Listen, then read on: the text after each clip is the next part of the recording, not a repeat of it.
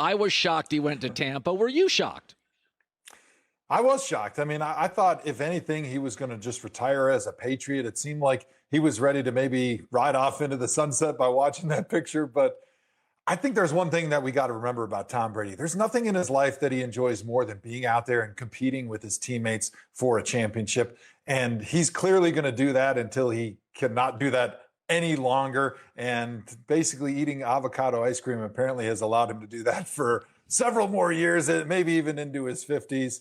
I wish I would have learned that, and then I might still be playing in the NFL. So Pro Football Focus ranked the top 15 players. Kansas City's got 3 or 4 stars at the top, and then from about 7 to 15, it's almost all Buccaneers. The deeper roster is Tampa. The more star-studded top of the roster is Kansas City.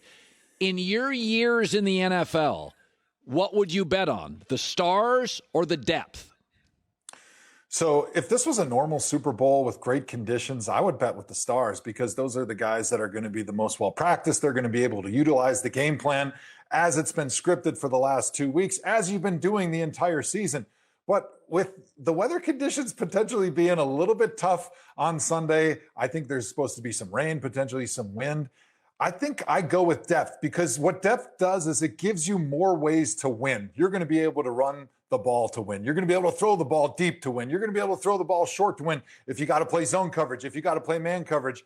However you have to play the game to win, depth gives you the opportunity to play that type of game. So I think this tilts the game a little bit more in the Buccaneers' favor because of that depth that they have and because of the potential adverse weather on Sunday. Listen, you didn't have the great fortune of having a star quarterback, but you yourself were a leader. It's very clear that Tom walked into that locker room, and there was turbulence, Joe. There's the Thursday night Chicago game. He's screaming at teammates. There's 11 penalties. It wasn't easy. It's like Troy Aikman, his first couple years in Dallas. NFL films. He's barking at guys. Get in line. And when you look at that, it's just kind of, you can't argue it. Tom is maybe not the most talented quarterback, but in terms of leadership, what he's done in Tampa, there's no comp. Did you ever play with a player? Didn't have to be a quarterback, where you just felt they had an ability to lead other successful alpha males? I played with a lot of quarterbacks, and I played with a lot of other players that were great leaders. But the reason Tom Brady, in my opinion, is the greatest leader that we've ever seen in any sport, in American sport, is because he's combined the great leadership intangibles that you talk about with the great on-field performance. Because the way you become a great leader of men is by not only talking the talk, but walking the walk. So when Brady's at the line of scrimmage and he tells you to do something, you better do it because he's counting on you, because he's going to do his job, and you better be able to do your job and hold up your end of the bargain. And I think that's what's made him such an incredible leader for 2 decades. And he walks right into Tampa Bay. He's out there doing all the things he's asking everybody else to do. So as a great leader, as a boss, the best ones are always the ones that would never ask you to do something that they haven't done or that they're not willing to currently do. It's interesting. Mahomes, his personality is different than Tom. Now, he's also very young, but he's a little more joyful, a little more playful. I've been at 2 events where he's there. He's like a kid. Where Tom, even when he was 25, was one of those people like Russell Wilson, 25 going on 40. And Mahomes very much lives in the moment of being a kid. Are there advantages or disadvantages to that? He's a little more playful, a little looser than Tom. How do you think that plays out over the next 15 years? I think that's just a difference of generations, right? That's just Patrick Mahomes' generation, the new generation, the early 20s people, the YOLO generation versus the Tom Brady generation, which, you look at all those quarterbacks that came out when Brady was playing. They're all much more serious.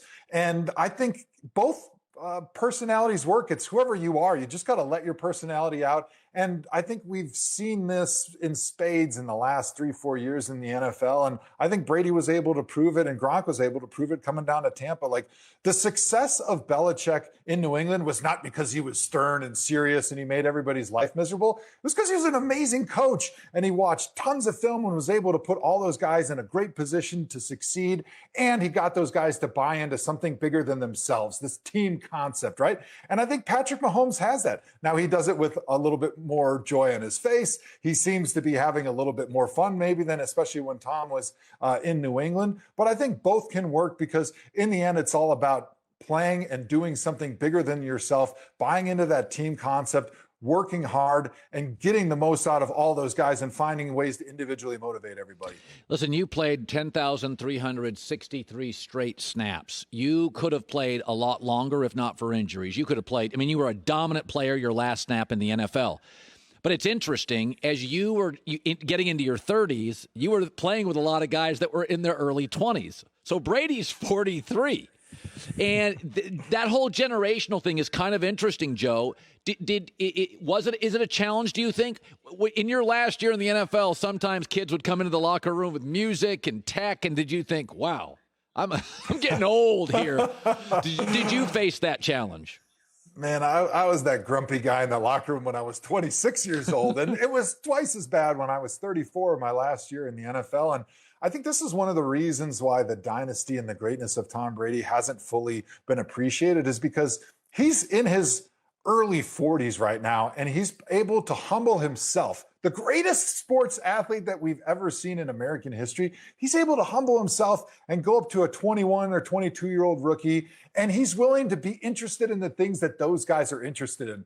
I got to be honest, it was hard for me to relate to a lot of those young guys in the locker room my last couple of years in the NFL with how they dressed or the music they listened to or the social media stuff. I didn't even have a Twitter until my last year or two in the NFL, and I still don't have anything else because I can't manage more than one social media handle. But Brady's been able to constantly reinvent himself, and that's something that few successful older players are able to do, because you know what success does? It makes you sort of stuck in your ways because you think this is the only way I can do this to have success because it's the way it worked for me the first time. But Brady's been flexible, and that's something very, very few superstar athletes are able to have.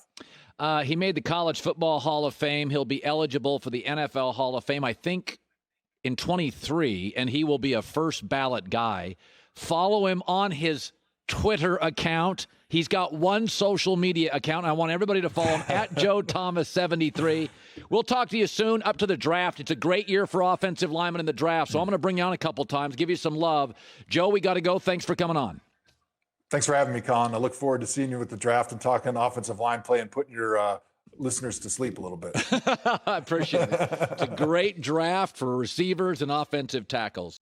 Hi, everybody. Thanks for watching. Subscribe here to get the latest from the show. Also, be sure to check out more of the best clips from The Herd or go watch a few segments from other shows on FS1.